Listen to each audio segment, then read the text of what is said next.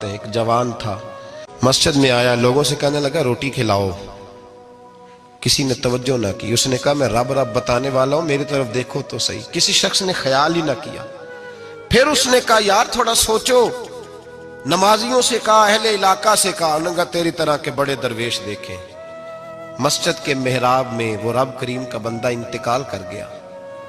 جب فوت ہو گیا نا، لوگوں کا مزاج ہے، بیمار کو دوائی نہیں دیتے، جنازے پہ وقت پہ پہنچ جاتے ہیں۔ جب کوئی گر رہا ہوتا ہے تو سہارا کوئی نہیں دیتا، جب کوئی گر جاتا ہے، ٹانگ ٹوٹ جاتی ہے تو تیمارداری کو زمانہ پہنچ جاتا ہے۔ اور بزرگ، وہ نوجوان اللہ کا نیک بندہ مسجد کے محراب میں فوت ہو گیا۔ حضرت فضیل ابن عیاض کہتے ہیں امام صاحب نے اعلان کیا چندہ دو، کوئی لاوارث فوت ہو گیا، کفن دینا۔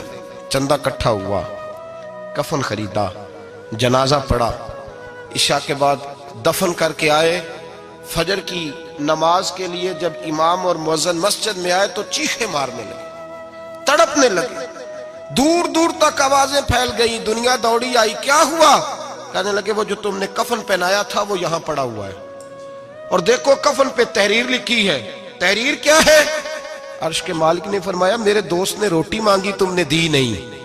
اس نے تمہیں میرے قریب کرنے کے لیے اپنی طرف توجہ کرائی، تم نے کی نہیں، اور میرا یار تمہارے کفن کا محتاج تھا، سنبھال کے رکھو اپنا کفن، میں نے اسے جنت کا لباس عطا فرما دیا، سنبھال کے رکھو، یہ کوئی لاوارثوں کا ٹولہ ہے۔ اعلیٰ حضرت فاضل بریلوی رحمت اللہ علیہ کے مکان کی دیوار گر گئی۔ ایک کونا مکان کا، آپ جانتے ہیں پرانی دیواریں چھوٹی ہوتی تھی اور بارشوں میں اکثر گھروں کی دیواریں گری ہوئی ہوتی تھی۔ ایک سائیڈ کی دیوار گر گئی تو اس کونے میں ہندوؤں کا گھر تھا۔ اب مستری صاحب رات کو آئے، ان سے بات ہوئی تو کہنے لگے سویرے کام شروع کروں گا۔ کہا ایک دو صاحب نے کہ ہندوؤں کا گھر ساتھ ہے اور وہ دشمن بھی بڑے زیادہ ہیں، تو رات کو ہی ہو جائے۔ کہنے لگا جی نہیں میری مجبوری ہے، مزدور کہاں سے لاؤں گا، بڑے معاملات ہیں، سویرے شروع ہوگی۔ اب رات کو مولانا ظفر الدین بہاری علیہ رحمہ کہتے ہیں بچے مدرسے کے، باقی سارے لوگ، سب کو جمع کیا گیا، چونکہ اس طرف سے تھوڑا خطرہ تھا ہندوؤں کی جانب سے۔ کہا جناب یہ بڑے دشمن ہیں اسلام کے، تو اس طرح کرو کہ دو تین بچوں کی ڈیوٹی لگائیں یا کچھ لوگوں کی یہاں رات کو پہرا دیا جائے۔ ٹھنڈ بھی بڑی زیادہ تھی، کھڑا ہونا بھی مشکل تھا۔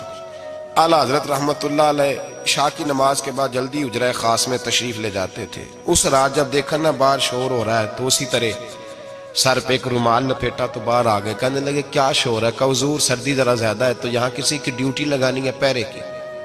2 منٹ خاموش رہے، پھر فرمانے لگے کوئی ضرورت نہیں، جاؤ سو جاؤ سارے جا کے، کوئی ضرورت نہیں، جاؤ اپنے اپنے گھروں کو، کوئی حاجت نہیں، پہنچ جاؤ۔ کہا حضور مہربانی کرے، وہ طے ہونے لگا تھا۔ فرمایا میری وجہ سے کیوں کوئی ساری رات بیدار رہے، جاؤ تمہیں کہا نا آرام کرو۔ لوگ سو گئے۔ صبح فجر کی نماز پڑھ کے اعلیٰ حضرت رحمت اللہ تعالی علیہ جب سیڑھیاں اتر رہے تھے رضا مسجد کی، تو وہ جس ہندو کی جانب سے زیادہ خطرہ تھا وہ سیڑھیوں پہ بیٹھا تھا، مسجد کی سیڑھیوں پہ۔ سب لوگوں کی توجہ ہو گئی۔ کہنے لگا مولانا میں کلمہ پڑھنے آیا ہوں، مجھے کلمہ پڑھا کے مسلمان کر دو، میں کلمہ پڑھنے آیا ہوں، مسلمان کریں۔ لوگوں کی توجہ، اعلیٰ فرمانے لگے نہیں ابھی تو انتظار کر، تھوڑی دیر کے اچھی طرح سوچ لے، جذباتی فیصلہ نہ کر، یہ تو آ رہا ہے۔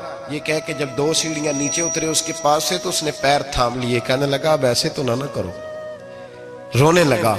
اعلیٰ حضرت رحمت اللہ نے کلمہ پڑھایا، کچھ باتوں کی نصیحت فرمائی، تشریف لے گئے۔ گھیرنے والے گھیر کے بیٹھ گئے، کہنے لگے ہمیں بھی بتا بدلہ کیسے ہے؟ کہنے لگا دیوار گر گئی، آدھی رات کے وقت